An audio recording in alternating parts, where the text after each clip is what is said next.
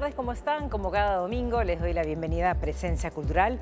Estamos muy contentos de estar otra vez con ustedes para llevarles las actividades que marcan la agenda cultural de la semana. Hoy tenemos una conversación muy interesante con el pintor Ramiro Llona, quien inaugura aquí en el MAC de Barranco en un par de días una exposición que se llama El Buen Lugar.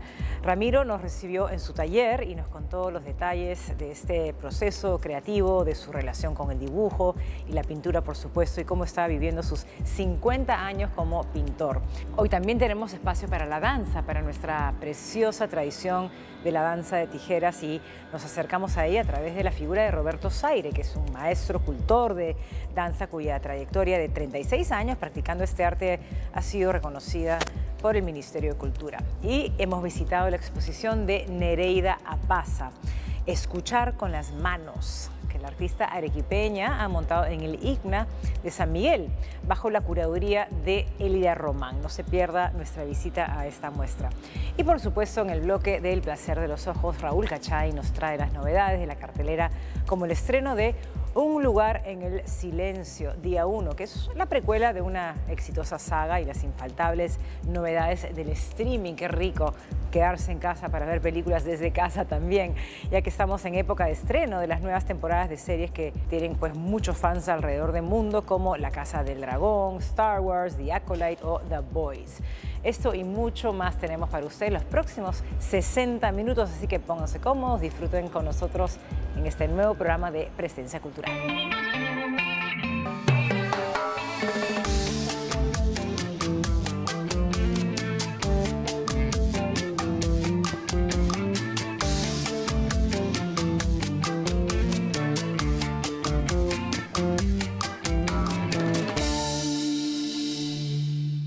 Ramiro Llona es uno de los pintores peruanos más destacados y reconocido por ser especialista en grandes formatos y en arte abstracto. Esta semana nos recibió en su taller para contarnos sobre su nueva exposición, porque va a inaugurar esta semana una muestra imperdible aquí, donde estamos en este momento, en el MAC, el Museo de Arte Contemporáneo de Barranco. La exposición se llama El Buen Lugar, Pinturas y Dibujos, 2017 al 2024. Reúne lienzos de gran formato en los que Ramiro ahonda en el lenguaje de la pintura abstracta. En esta conversación, él hace una confesión de fe. Él cree que hay que creer en la pintura como se cree en los santos. ¿Ustedes qué dicen al respecto? Vamos con esta entrevista que, al menos yo, disfruté muchísimo.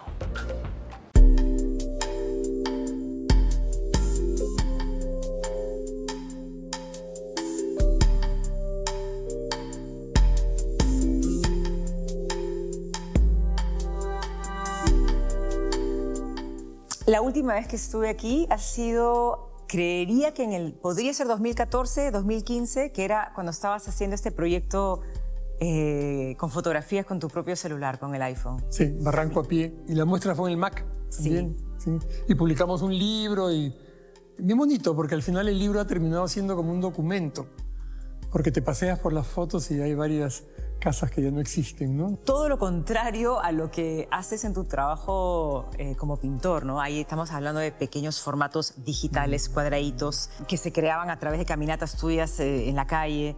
Y eso me hace como pensar en las enormes diferencias que pueden haber entre tomar una fotografía digital pequeña que se publican en redes sociales en ese momento versus estos maravillosos formatos inmensos que son tan tuyos, ¿no? Además hay una cosa que es como física, porque en la foto, digamos, es tu cerebro y el punto focal es la foto, y en cambio en la pintura es como que todo emana de ti hacia una pantalla más bien grande, ¿no? Y no se puede comparar la experiencia de una fotografía digital en la que justamente te obliga a que tu mirada, tu cerebro esté inmerso en una cosa electrónica, sí, versus la posibilidad de la contemplación de tus cuadros, que como espectadora yo siento que te permite una contemplación desde lugares, desde distancias más lejanas, de diferentes ángulos también. Yo tenía un profesor que decía, como pintor, que los cuadros tenías que mirarlos de lejos y de cerca, ¿no es cierto? Son dos realidades. O sea, yo pinto pegado a la piel del cuadro, o sea, en una especie de estado de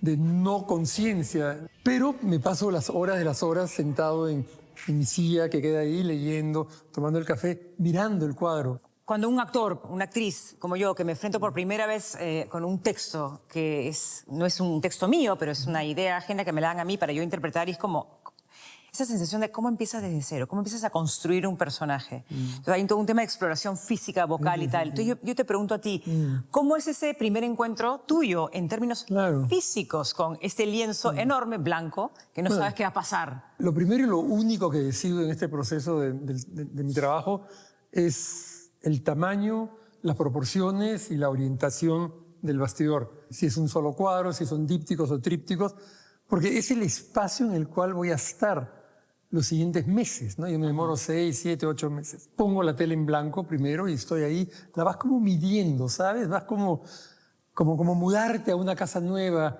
El primer día no sabes dónde van los muebles, no sabes dónde van los cuadros. De ahí hay un proceso que requiere mucha energía física, que es preparar la tela.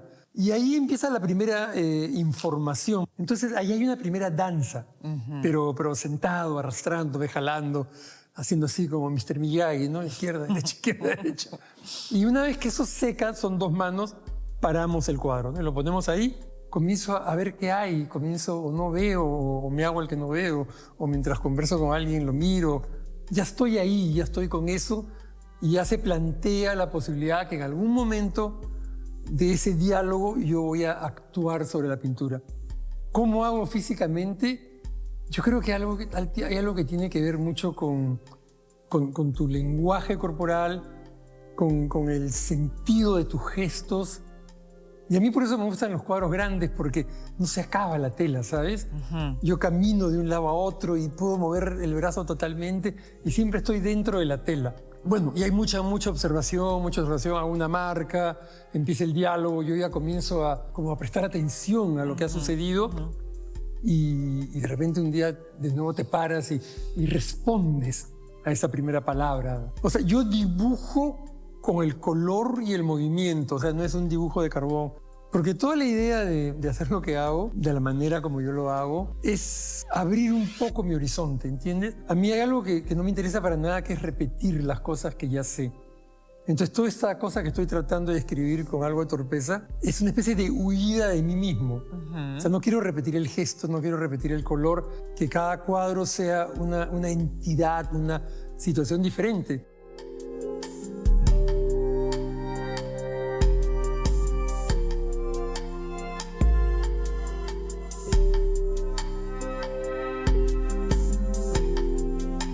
Cada exposición a lo largo de tus 50 años como pintor ha sido diferente, pero aquí hay un tema de los títulos que me parece interesante. ¿Vienen cuando termina el cuadro o hay cierta...? Claro. O sea, en esta fuga hacia adelante hay un momento en el cual me alcanzo, ¿no es cierto? Claro. Y ahí empiezan los problemas reales, ¿no? Porque me doy cuenta de qué estoy haciendo. ¿Sabes? Comienzo a ver personajes, comienzo a ver tensiones, comienzo a ver espacios y de repente comienzan los títulos, pues comienzo a imaginar cosas. En esta exposición no sé por qué todo está absolutamente bíblico, ¿no? Te iba a preguntar, ¿no tienes realmente idea por qué? ¿Hay algo que hayas concluido después de...? No, yo no soy una persona religiosa, soy una persona, si me fuerzas, creo en cosas mucho más grandes que la religión, digamos, ¿no es cierto? Yo creo que las historias con las cuales hemos crecido, que son las historias de la iglesia, yo creo que tienen un contenido simbólico y metafórico que es inmenso, que nos han explicado a los hombres y a nuestros temores y nuestros deseos durante 2000 años, ¿no? Y probablemente mucho antes, porque muchas vienen de Asiria, son tradiciones orales, ¿no? Yo crecí pues con la abuelita que era religiosa y escuchaba la novena todos los días mientras rezaba el rosario. Y me deben haber parecido historias alucinantes, pues, ¿no? Que llegue este señor y le diga, levántate Lázaro, y una persona resucite. Son muy buenas las historias. Ahora, ¿por qué he ingresado esto a mi trabajo? No lo sé. De repente por mi pasión por la pintura mural italiana, ¿no es cierto? Y las imágenes abstractas versus las imágenes tan realistas, ¿por qué son tanto más interesantes para ti? ¿Por qué lo abstracto es tanto más interesante? Había un crítico americano que cuando aparece el expresionismo americano en en Estados Unidos, dice que la pintura abstracta finalmente se había liberado de todas las historias, porque lo que sostiene a esas historias y a esa pintura figurativa es lo mismo que sostiene a la pintura abstracta, es el espacio, el color, el dibujo, la textura, ¿no es cierto? Y es verdad, yo cuando digo, estoy viendo un cuadro, no sé, pues la Anunciación de Fra Angelico, que es una pintura a la que regreso, no es la Anunciación lo que me atrapa y lo que me fascina y lo que hace volver. Es la atmósfera, es el color, es la relación de las formas. Y justo estaba leyendo el catálogo que forma parte de esta exposición en la que Jeremías Gamboa, gran escritor, además muy observador del arte y sobre tu obra, han utilizado una frase que él escribió sobre ti. Sí. Tu trabajo es el más poderoso alegato en favor de una autonomía real de la pintura como campo de la gnosis humana. Bueno, qué generosidad. Primero que todo, totalmente suscribo y planteo lo mismo. Yo creo que, no hablemos en pintura, pero la pintura, la gran pintura, es algo que viene, es un lenguaje que viene con un contenido inmenso, inconmensurable, indescifrable. O sea, todos los intentos que hay, que han habido y que habrá de hablar y escribir acerca de la pintura, siempre se quedan cortos. Me explico, la pintura dice cosas que las dice como tiene que decirle la pintura. Es como que tú quisieras agarrar un cuarteto tardío de Beethoven y, oye, pero ¿qué quiere decir? ¿Cómo que qué quiere decir? Es el sonido del universo, ¿no es cierto? Dice todo. Y una vez en una de mis primeras exposiciones en Nueva York, yo siempre pensaba así, una señora muy conocedora me dijo, pero ¿acerca de qué pintas tú? Y dije, yo pinto acerca de todo. Y él se quedó un poco más confundida. Claro. Lo que pasa es que estamos mal educados. Entonces la gente quiere encontrar cosas, quiere leer cosas, quiere descifrar mensajes. Y ahora estamos más complicados aún porque están leyendo la pintura desde la antropología y la sociología. Y entonces están llenando el hecho plástico de una carga que yo personalmente no creo que le pertenece, lo cual me estoy comprando un pleito bastante grande, pero las cosas hay que decirlas. Claro. Yo creo que uno va y mira la pintura y te pasa algo. Un maestro mío decía, vas a ser capaz de sacar de eso lo que eres capaz de poner. Pero la gente es muy ociosa, la gente quiere que les den el contenido ya digeridito y, mira, esto significa esto y se dan y la vi. Es difícil poner en palabras esas sensaciones que describes que tienen que ver con la posibilidad de contemplar un cuadro y darte cuenta de el impacto que puede tener, ¿no? O sea, yo me imagino que tú infinidad de veces en tu vida te has parado frente a cuadros en museos y te has emocionado tanto que te salen las lágrimas, ¿no? A mí me ha pasado muchas veces. Y yo no sé cómo describir esa sensación. Creo que no hace falta tampoco describirlo tanto. Yo creo que no. Yo creo que es, de nuevo, volver a la religión. Hay que creer en la pintura como la gente cree en los santos, ¿no es cierto? Hay que creer que pasan cosas extraordinarias. Contemplas la imagen y te entregas, pues, ¿no? Como hablan los orientales, como la disciplina zen, como la meditación. Te entregas a una experiencia con el valor y la calidad humana, existencial, moral, de estar dispuesto a una transformación, a un enriquecimiento, ¿no? Y a veces sucede, a veces no, y a veces te sucede con ese cuadro, otras veces con el otro. Y nosotros tenemos que acercarnos al arte, a la música, al teatro, al cine, a la poesía, buscando que se dé algo que te transforme, que te enriquezca, que te haga mejor persona, que te cuestione. Al final es eso, ¿no? Para ti la música es también un elemento importante durante tu trabajo o en tu vida diaria. Pero he debido mencionar a Celia Cruz y a Luis Miguel, porque no, escucho de todo. O sea, si estoy como muy contento o si estoy como entrándole algo, que ya tengo el asunto en la cabeza y sé lo que voy a hacer, pongo Luis Miguel a todo volumen y es una maravilla. Pero cuando estoy, digamos, solo y quiero generar un humor, un mood, ¿no? Y alterar un poquito las neuronas, Me encantan las cosas más abstractas, los cuartetos últimos de Beethoven. Pero me encanta la salsa, soy salsero. Me acuerdo. Sí. 50 años pintando es un tiempo considerable, quizás para que puedas de repente tener claro algo que hoy de repente tienes en tu cabeza que de repente cuando recién empezabas como pintor no tenías. O sea, han habido como infinidad de experiencias, me imagino que en 50 años, infinidad de aprendizajes.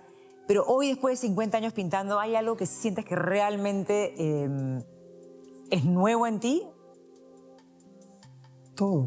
Uno tiene que disfrutar cuando termina una pintura porque sabe que en la mañana siguiente tiene que empezar de cero de nuevo. O sea, yo empiezo siempre desde ese lugar. ¿Por qué cuadros grandes? Yo le decía a alguien la vez pasada, porque ese es el tamaño de mi pregunta, el tamaño de mi desencuentro. O sea, nada se soluciona. Gracias a Dios, además, ¿no es cierto? Antes que hablábamos de nuestras respectivas edades y generaciones, ¿no? Uno no termina de saber.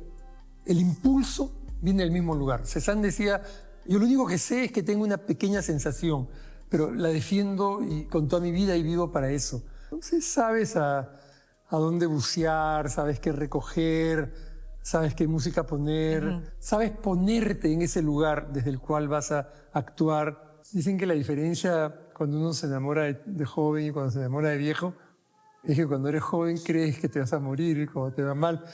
Cuando eres viejo sabes que no te vas a morir. Es un poco eso. Yo creo que ese terror de la página en blanco, sí, de la tele en blanco, te acuerdas más rápido. No, la voy a hacer. Quizás de chico la primera respuesta era, uy, no voy a poder. Y hoy en día es, no, sí se puede. Claro. Pero no evitas el abismo. Claro. ¿No es cierto? No hay... Y ese abismo es rico. A mí es donde yo recojo todo. O sea, no podría vivir de otra manera, ¿no? Claro, a mí me encanta la vida y me encanta con todos sus ángulos, desde todos los lugares. Pienso que el gran regalo es estar acá, ¿no es cierto? No hay más, no hay mejor, ¿no? Y tengo la sensación que tienes, pero todavía para rato. No, sí, pues yo no he terminado en todo caso. No perdería esa urgencia jamás. A mí lo que me interesa es jugármela. Claro. Es realmente ver quién soy, hasta dónde puedo dar, qué riesgos soy capaz de tomar. Y de repente hay momentos en los cuales arribas, ¿no? Llegas a ese lugar y dices, este es mi tamaño, ¿no? ¿Y ese es el buen lugar o cuál es ese buen lugar? No, el buen lugar es el trabajo, es la pintura, es el hecho creativo, es la acción sobre el trabajo, es la mirada. La pintura es un universo espectacular. Nosotros supongo que para ti es lo mismo, la actuación, tenemos lo que hacemos es lo que somos.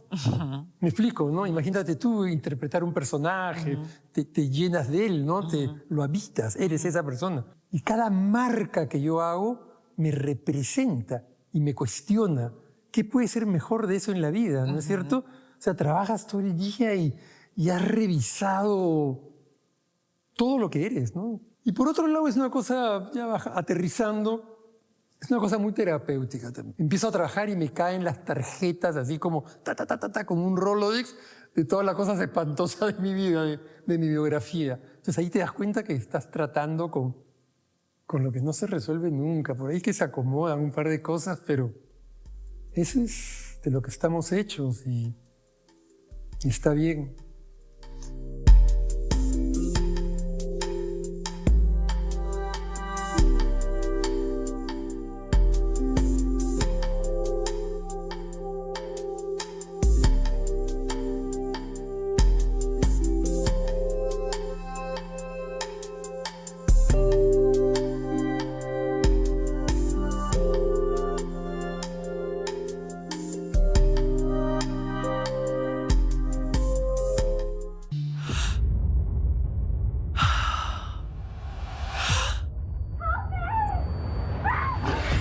Ahora, a fin de mes, el 27 de junio, llegará a nuestra cartelera comercial una película muy esperada, la precuela de las películas de horror Un lugar en silencio. Esta vez lleva el título Un lugar en silencio día 1. Retoma el universo creado por el director, actor y productor John Krasinski en los dos primeros films. Es una franquicia naciente, muy interesante, dedicada al cine de horror, al cine de ciencia ficción también, que por cierto pueden encontrarlas en las plataformas. La 1 está en Netflix y la número 2 la pueden alquilar en Google Play o en Apple TV Plus, que como decía son escritas, dirigidas, producidas y protagonizadas por John Krasinski, quien ahora mismo también está en nuestra cartelera con la película para toda la familia Amigos Imaginarios, que es protagonizada por Ryan Reynolds y que en el pasado básicamente se hizo popular por sus papeles en la famosísima y popularísima serie cómica The Office y también en la serie de acción y de espías Jack Ryan, que puede encontrarse en Amazon Prime.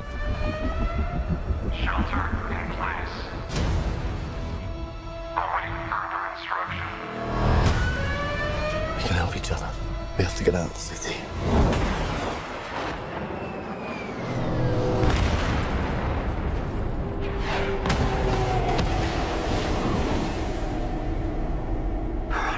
Esta vez Krasinski ha cedido el puesto de director a otro realizador que considero muy interesante. Un lugar en silencio día 1, la película es dirigida por Michael Sarnowski, quien en el pasado debutó con un primer largometraje que recomiendo con entusiasmo, que se llama Pig o Cerdo, protagonizado por un Nicolas Cage realmente magnífico, en la que debe ser una de sus mejores actuaciones en esta etapa tardía, última de su carrera, en la que parece haber recuperado el brillo de los años 90. Incluso este año recibió una nominación al Globo de Oro, como recordaremos, por su último trabajo en El hombre de mis sueños, la última película que protagonizó. I remember every meal I ever cooked.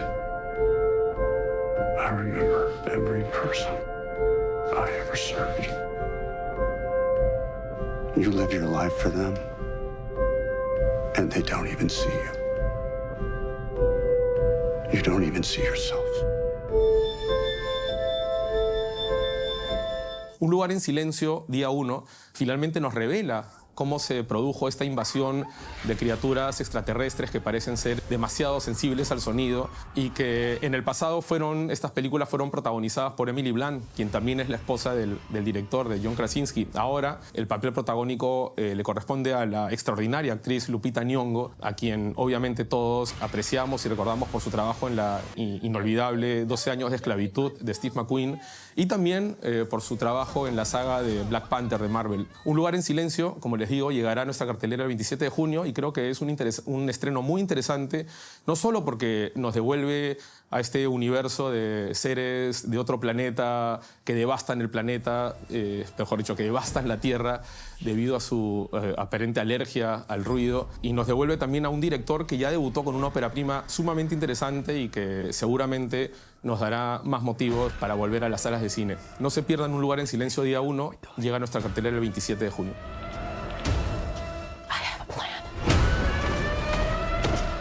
It's the end of days. No more people. No more New York. No more nothing.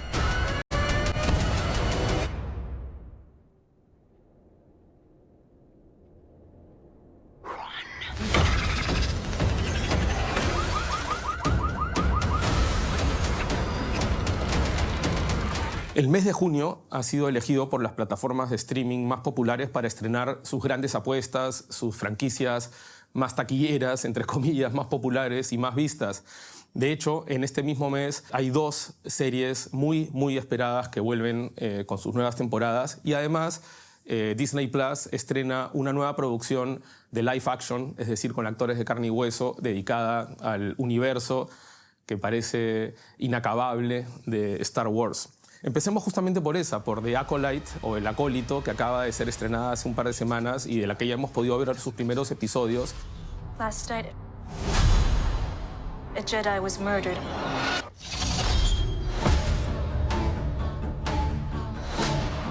The Jedi justify their galactic dominance in the name of peace. But that peace is a lie. Es una serie dirigida y creada por la showrunner Leslie Headland, de quien en el pasado pudimos ver la bastante buena, bastante recomendable serie cómica Muñeca Rusa, que está disponible en Netflix. Are you going to tell me what's going on? I keep dying and reliving the same night. Does it hurt? Yes. You seem fine. We gotta take the fire escape. I have a fire escape? I have to change my Airbnb listing then. What was wrong with the stairs? It's a long story involving multiple deaths. Yeah, this is much safer. I never lasted this long. Lo más interesante, diría yo, de esta serie de The Acolyte es que las acciones transcurren aproximadamente 100 años antes de los hechos narrados en el episodio 1, en La amenaza fantasma, en la primera de las precuelas dirigidas por George Lucas, y empezaron a ampliar el universo de la Guerra de las Galaxias. The Acolyte, como solía ocurrir también en las películas originales, no hay grandes estrellas, no hay actores muy reconocibles, como es natural al ser una historia que ocurre tanto tiempo antes de los hechos ya conocidos en Star Wars. No habrán cameos de Darth Vader, de los Skywalker, de Yoda, etcétera, etcétera.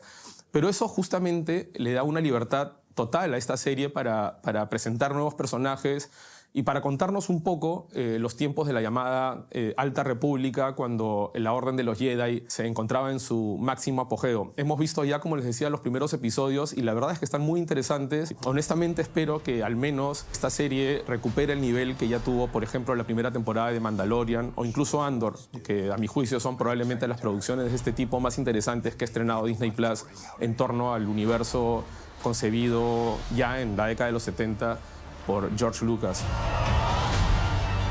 Destiny is not decided for you by an anonymous force.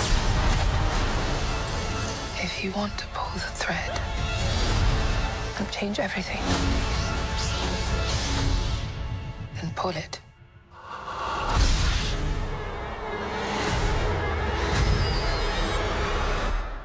What are you? Las otras dos series son dos franquicias famosísimas, popularísimas, que vuelven a la pantalla. House of the Dragon, que está ambientada en los hechos previos a la famosísima Game of Thrones, precisamente estrena su segunda temporada hoy, 16 de junio. The realm will soon tear itself apart. If men do not remember the oath sworn to King Viserys and to his rightful heir.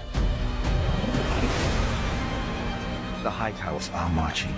You must crush this beast at its head. Our terms are very simple. Renounce the false king and bend the knee to the king, or your house burns.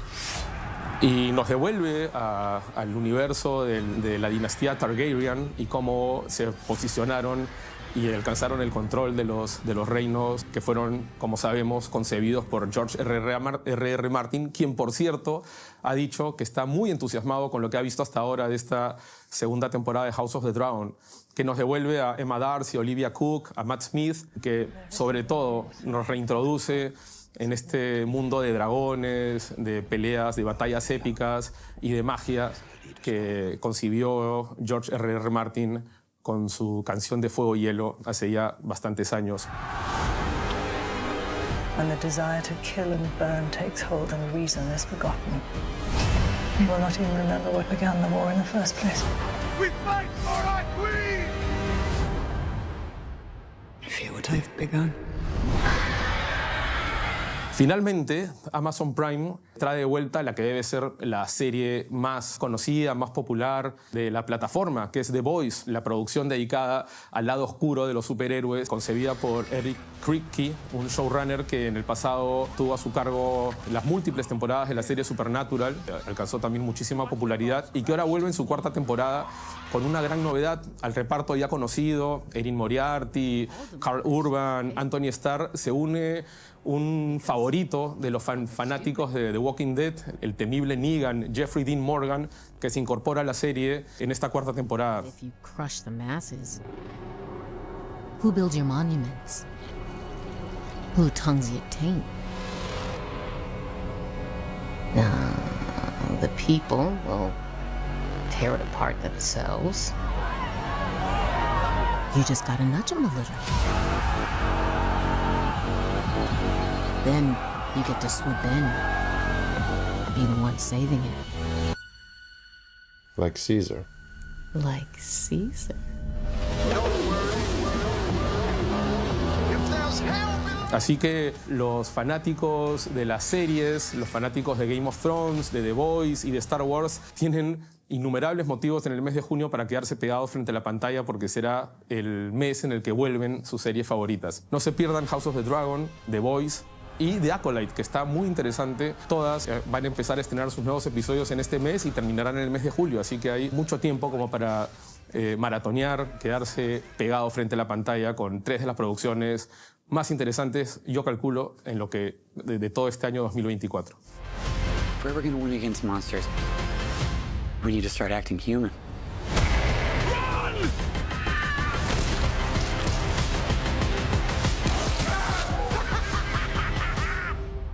You're all fucking welcome.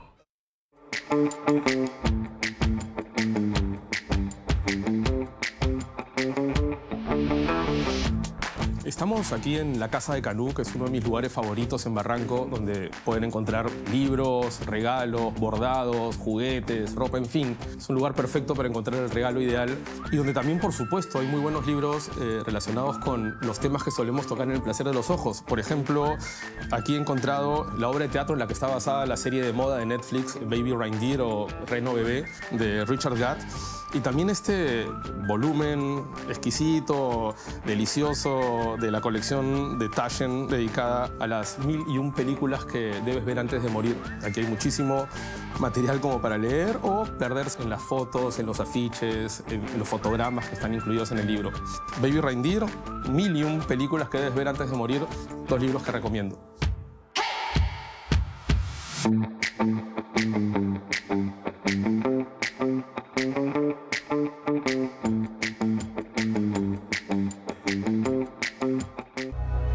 I am 41 years old. I've played more than 1,500 matches over 24 years. Tennis has treated me more generously than I ever would have dreamt. And now I must recognize when it is time to end my competitive career. Amazon Prime ha anunciado para el 20 de junio el estreno de un documental sumamente esperado por los aficionados al deporte, al tenis especialmente, que es Roger Federer, los 12 últimos días, que precisamente es un documental que narra la etapa final de la carrera de Roger Federer y que está además elaborado sobre la base de grabaciones caseras, de material de archivo completamente inédito, y nos presenta un lado completamente distinto, humano, íntimo de la gran estrella del tenis suizo, que para muchos es el mejor tenista de todos los tiempos. Now I feel stressed.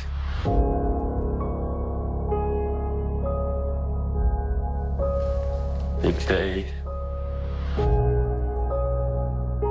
The only way they're going to get confirmation is from you. And they're going to get it today. Hopefully I will not be using those tissues, but I'm an emotional guy, so we'll never know. Lo interesante de esta producción es que uno de sus directores es el británico Asif Kapadia, un realizador de quien ya hemos hablado aquí en el pasado, sobre todo para destacar los films que le dedicó a Amy Winehouse, por ejemplo, con el que obtuvo de hecho el Oscar al mejor documental de aquel año. She had such an emotional relationship to music. I'm not a girl trying to be anything other than a musician.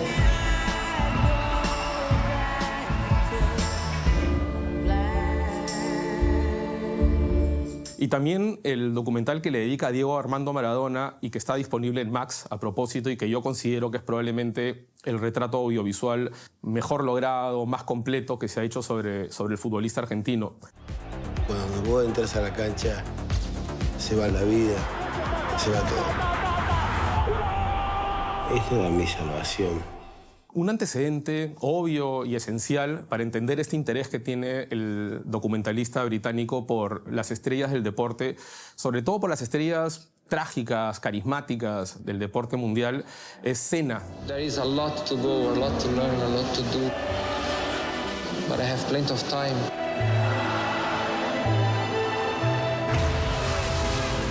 un documental estrenado en el 2010 que está dedicado al gran piloto de Fórmula 1 brasileño que justamente falleció trágicamente en un accidente en el Gran Premio de San Marino 30 años atrás, fue el 1 de mayo de 1994. Este film de Asif Kapadia es el primer largometraje documental que él estrenó, recibió innumerables reconocimientos, obtuvo el premio BAFTA, por ejemplo, al mejor documental de aquel año, y lo presentó porque, bueno, Kapadia había dirigido películas de ficción en el pasado.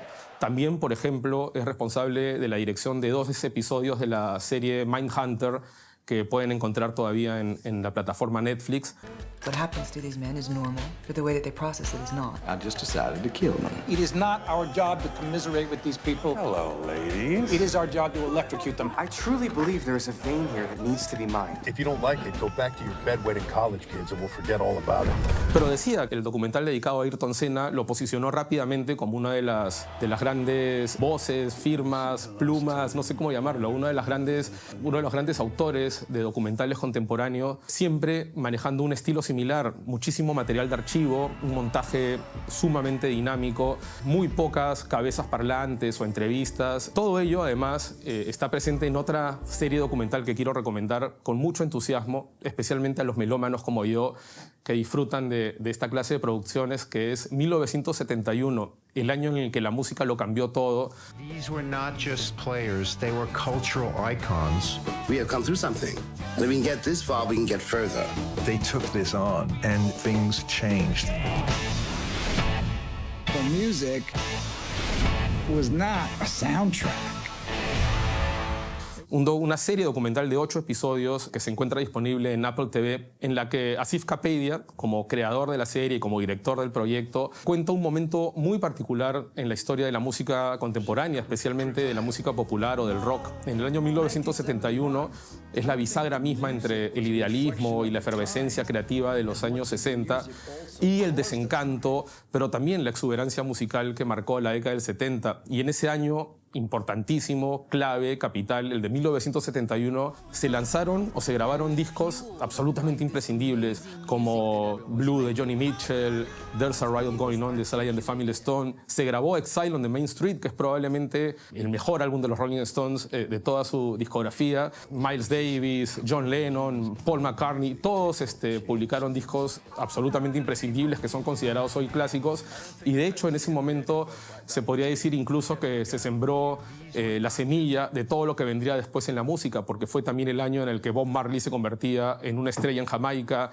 cuando la música electrónica desde Alemania y el krautrock con Kraftwerk empezaban a explorar nuevos lenguajes y nuevos instrumentos, nuevos aparatos. En fin, 1971 intercala, como es habitual en las producciones de Kapadia, imágenes de archivo realmente deliciosas, con presentaciones musicales, con entrevistas a los artistas, pero también aborda la situación convulsionada de la política de su tiempo. Fueron los años de la guerra de Vietnam, de Richard Nixon, de los movimientos en defensa de los derechos civiles y de las minorías. Todo está comprendido en esta serie, que uno diría que 8 episodios de casi 1 hora es demasiado para hablar de un solo año, pero que en realidad creo que se queda un poco corto también.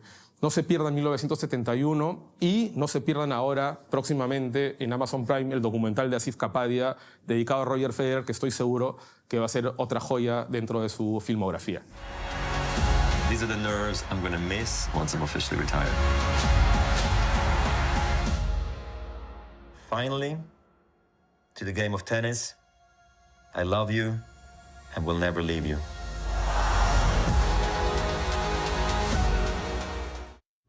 La muy talentosa artista arequipeña Nereida Apaza ha traído al local del ICNA en San Miguel Escuchar con las manos, que es una exposición en la que comparte un poco de su infancia a propósito de sus recuerdos escolares. La curadora de esta muestra, Elida Román, ha conversado con nosotros y nos guía a través de la experiencia visual que propone la muestra y rescata lo más rico del trabajo de Nereida, que hace de lo personal una experiencia colectiva. Vamos con la nota.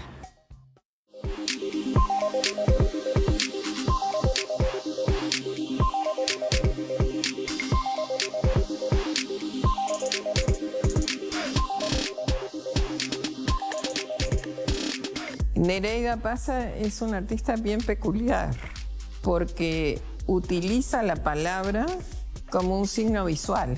O sea, no solo hay una interpretación literaria de lo que es su pensamiento, sino que utiliza las palabras escritas como una construcción visual bien clara, ¿no es cierto? O sea, por ejemplo, los cuadernos de caligrafía o la letra con una característica similar, puesta y diseñada de una manera sobre las líneas que también evocan un poco la prisión.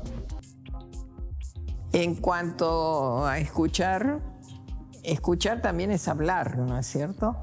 Cuando ella habla de las manos, es qué utiliza ella por una relación o por un inicio, digamos así, de la vida familiar, por el trabajo de su madre que ha sido definitiva en todas las elecciones estéticas que ella ha hecho, el coser, el crear trama, el crear línea en base al gesto manual tradicional, antiguo y demás, es hilvanar un poco los conceptos y crear esos símbolos que son cada una de las letras y las palabras que ella emplea, ¿no es cierto? Yo creo que es una propuesta que abarca o tiene varias metas. Hay un tono femenino muy fuerte, profemenino, pero hay un discurso muy fuerte sobre el sistema educativo.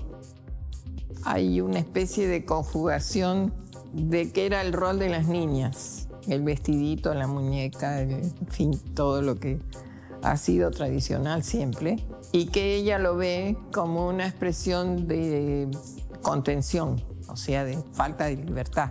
Hay en varias de las obras que ustedes ven acá la reiteración de esa uniformización, de esa seriación, y lo más fuerte es el silencio. En la parte del conjunto que reproduce el aula tradicional donde ella estudió, lo que ha recreado es esta forma tradicional y uniformizada que tenían los niños. En el papel de la maestra también, la maestra, más que un líder, es un celador. Ahí está este concepto de libertad otra vez presente, de restricción de libertad. Más allá de eso, me ha hecho la serie de los diplomas, pero en cada uno de los diplomas donde no hay este ejercicio de la costura, digamos así, sí hay el ejercicio de la poesía, que es otra de las instancias que ella emplea, a veces un poco crítico en la manera de originarse, pero que fácilmente uno accede a este planteamiento que es reivindicativo todo el tiempo, ¿no es cierto? Todo esto lleva a que la primera percepción es ver algo muy reconocible, muy fácil, pero lo que el artista busca siempre es que alguien se pare y diga esto por qué. Y yo creo que el lema que siempre hay que tener al ver la producción visual de un artista o de quien sea es que ver es pensar. Y entonces esa percepción es exitosa en el momento en que dispara un momento de reflexión.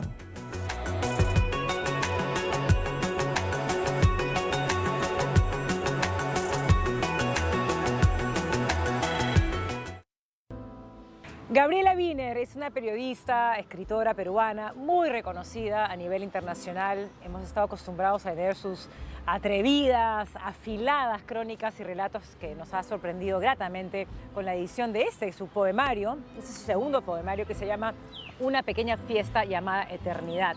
Se ha editado aquí en el Perú por la editorial independiente Intermezzo Tropical, pero también tiene ediciones en otros países.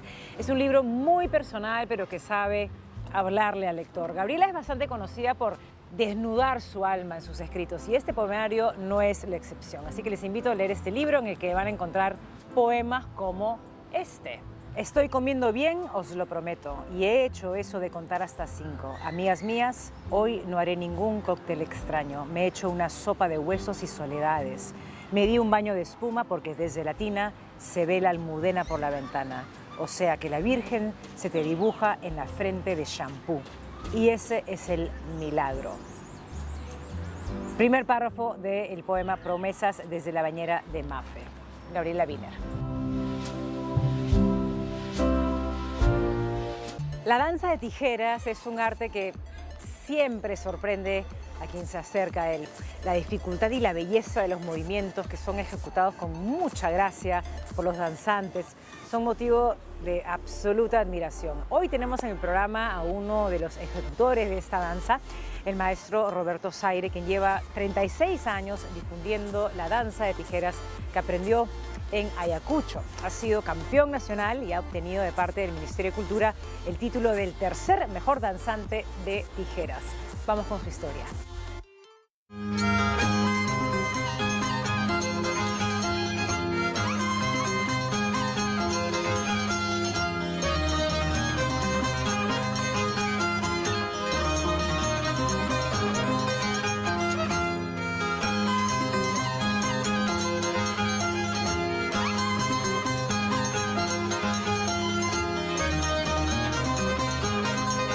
Mi nombre es Roberto Zaire Llana, soy danza con 36 años de vida artística con nombre artístico Jajaniti de Puquio. La danza de las tijeras es una resistencia cultural que identifica mucho a nuestra identidad. Cómo nace la danza de las tijeras para uno ejecutar desde las costumbres andinas que viene a ser.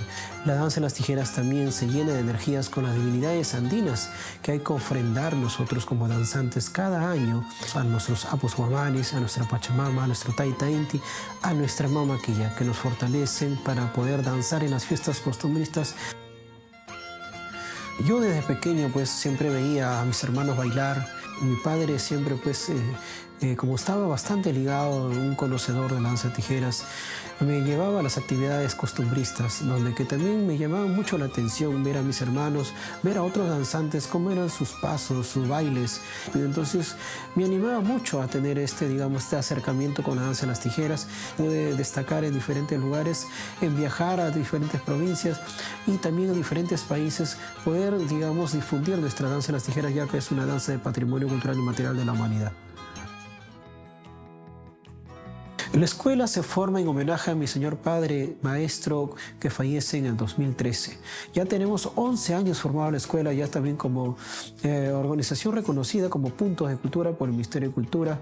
Hemos podido también viajar a otros países con el elenco de la escuela, poder formar a niños, niñas, jóvenes, para que los chicos puedan entender su identidad cultural. Creo que va encaminando nuevas generaciones y eso es nuestra tarea de nosotros también, poder visibilizar con todos, ¿no? Para que tengan este aprendizaje.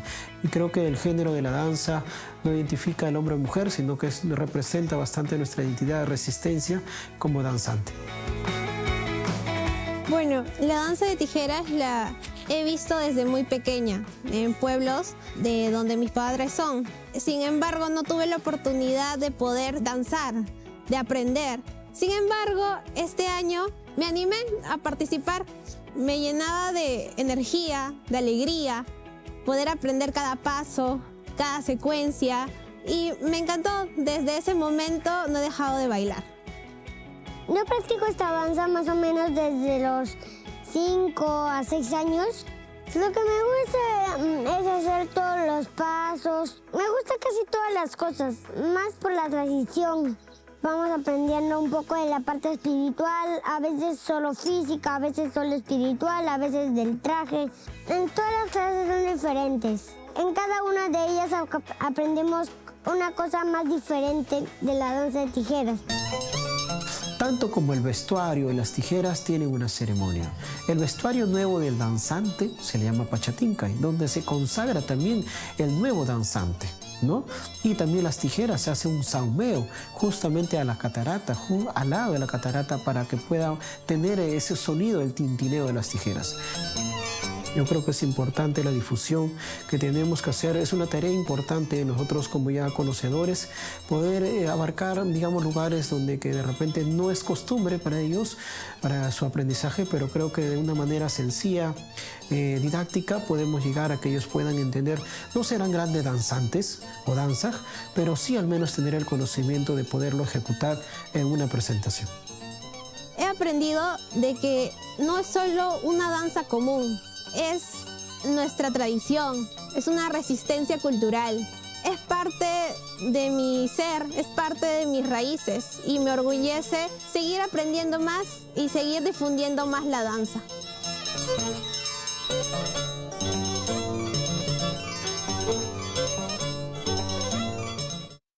Hemos llegado al final del programa. Muchas gracias por dejarnos acompañarnos una vez más estos domingos a las 6 de la tarde, como siempre. Espero que hayan disfrutado de la entrevista que tuvimos con Ramiro Llona. No se olviden que el 19 de junio se inaugura su exposición El Buen Lugar aquí en el MAC, que es un lugar muy agradable para visitar. Están todos invitadísimos.